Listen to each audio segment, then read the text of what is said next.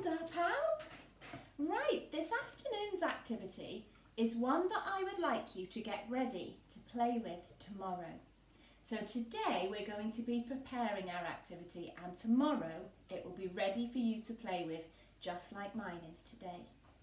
So because it's so warm outside, I thought it would be a good idea if we could think of some activities that develop those muscles in our fingers and help to cool us down at the same time. So I thought we could make some ice.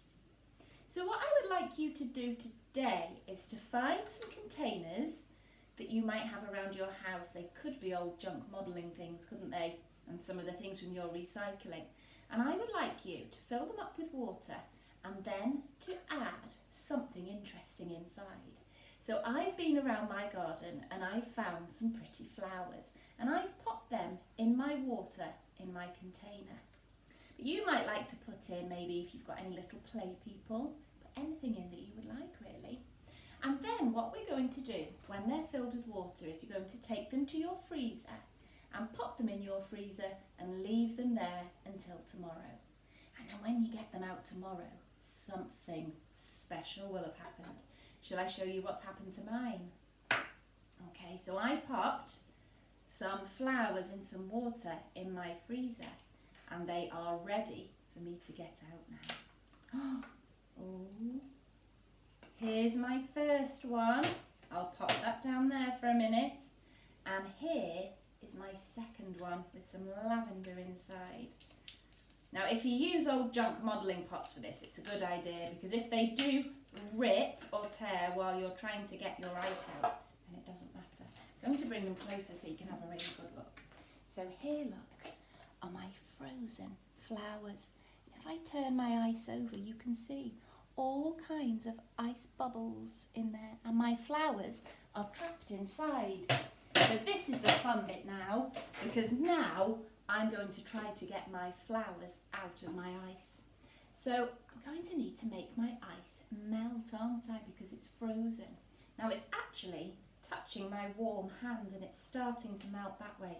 But here I've got a few different things I could try to see if I can make it melt even more quickly. So I have got some containers. Now I've popped a bit of food colouring in mine, but in one of them I've put some warm water and in one of them I've put some cold water. So I can see if the warm water or the cold water makes my ice melt more quickly. So I'll try a bit of my warm water first and pour that over my ice, and straight away I can see some of the bits on the outside starting to melt and I can see some different bubbles inside now. Let's try the cold water. Let's see if that makes a difference. So I like that it's yellow because when I pour it on, it turns my ice a little bit yellow. Oh, don't think that's making it melt quite as quickly. Here, I've even got some salt, and you could choose anything you find in your kitchen to sprinkle my salt on and see if that makes those bits of ice melt.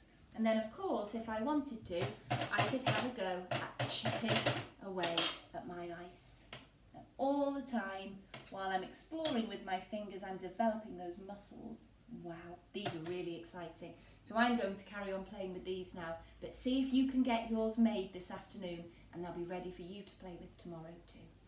Wildflower, see you soon. Bye.